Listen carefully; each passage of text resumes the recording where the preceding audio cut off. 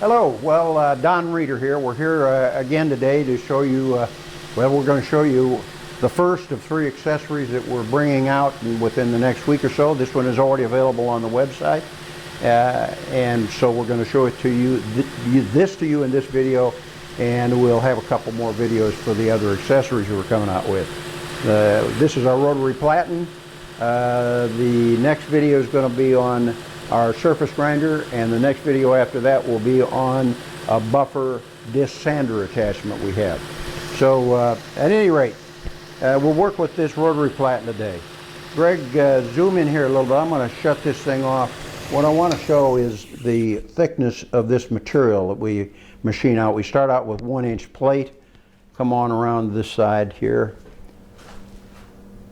and you can see the thickness. What that does for us in all of our positions here, it lets us, we use a stainless steel bolt as our shaft, and what it does is it gives us a 1-inch length to hold that, so that in the future, any over tightening of this will not result in a wallering of that hole. That should stay good for the life of the unit, and if you over tighten it, then you may bend the bolts, but you won't bend the main component, which we build out of 1-inch extruded 6061. All right, here we'll go into a little bit here. We'll pull the belt off. So now this is the loosest part of the belt. It's made so you can do, well, you know, you can work wood on it, but it stiffens up the belt. It's difficult to explain exactly what a rotary platen do for you. Once you've used one, you'll love it. I use this more than I use a regular platen now. I happen to love the way it feels, the way it works.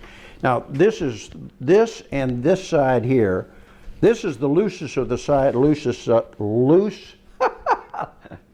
least firm side right here. This is a little bit tighter, and as you rotate this around to this side, this is shorter, this distance, so that means this is firmer. And if you come around a little more, go to this side right here, this is the stiffest side. So if you want the least flexibility, this is the one you'd use. A little more here, a little more here. So we'll go down like this again, lock that in, and I'll show you how you can adjust stiffness of this. So if you, first thing you do to release this is just take a little bit of pressure off of this. Not a lot, but just a little bit. Now you can either release the pressure on this, which you can see as I release this, you can see how slack I can get that, and I can retighten this, and I can pull this up. I'm just going to kind of feel where I like it. I like it about there, okay? So after you do that, then you simply bring this in and retighten this. I'll caution you, these belts are not made to run really tight. If you want a really stiff back there, well, you can work with a regular platen. What are these things used for? One, they're used a lot for working handles. They're used for putting a slightly convex surface on the cutting edge of a blade. Almost everybody uses it differently. What they're really good for is when you've got a wood surface, you've got a soft wood, and you've got a harder, in this case it's a brass pin, and you just work a regular belt, it leaves the brass proud of the wood. And you don't want that, so a lot of people work that off by hand. But if you go to a rotary platen and you put the belt on there and you push it up, and you've got some stiffness now, so that when you work this back and forth, that'll keep those brass pieces from being higher than the wood. Let's go to a little coarser belt. First, on metal. This is not a knife, this is just a toy that we played with for surface grinding. But when you're doing a bevel, if you want to just sharpen a knife, we have a sharpening attachment, and some people do offhand sharpening. This gives you a pretty firm support and keeps the bounce out of the belt. When you're coming in doing just a finished grind, you'll get a slightly convex cut to the bevel. That works good, particularly when you've got a very thin blade and you want a little more support for the cutting edge. get a little radius to it as opposed to a straight chisel. Just gives you a little bit more support on the point. Now, a lot of people use it for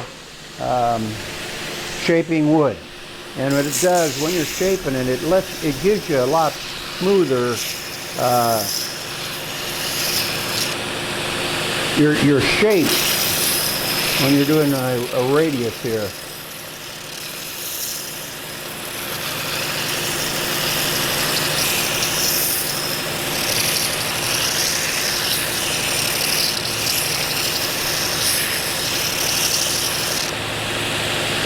It just lets you do contouring a lot better, or a lot easier, a lot smoother, and lets you take a bigger bite. I wasn't going and laying on it, but I've watched guys use these things, and once you get good with them,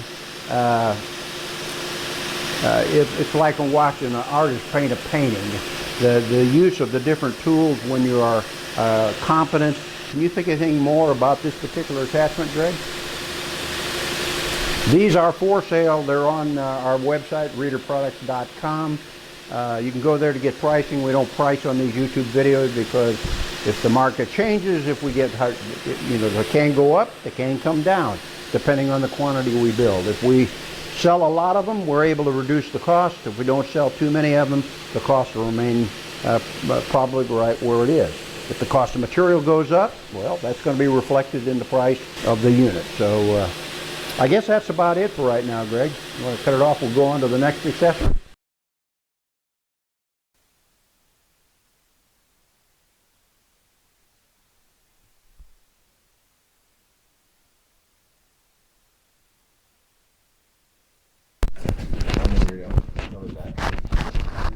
You want it up there? Oh, yeah.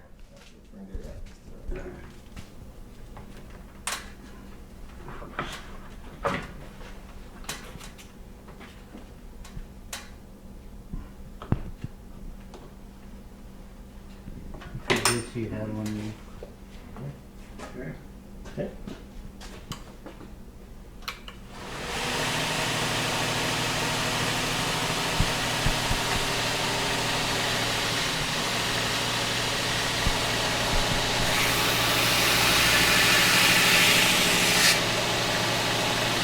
Playing with it.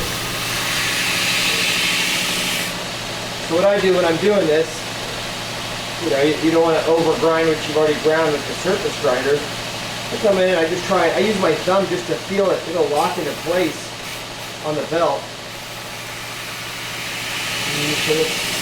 And whatever part I'm trying to grind, I try and keep that perpendicular to the belt. So we were watching Ricardo, what's his name? Velar. I can't remember last name. And he was offhand grinding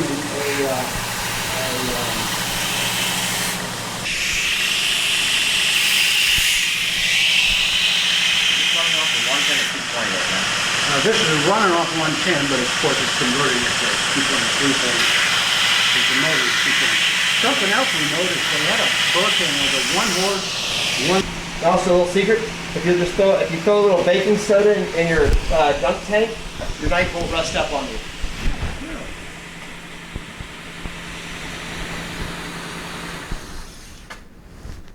And let's see, we'll do this. Come back.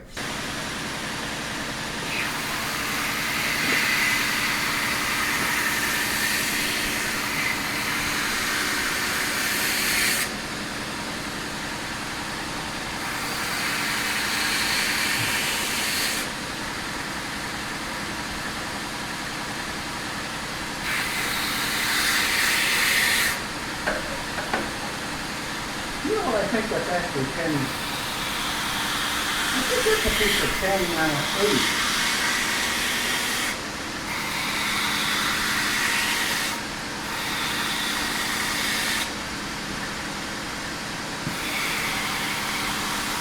I don't know what I got in oil or dip it in.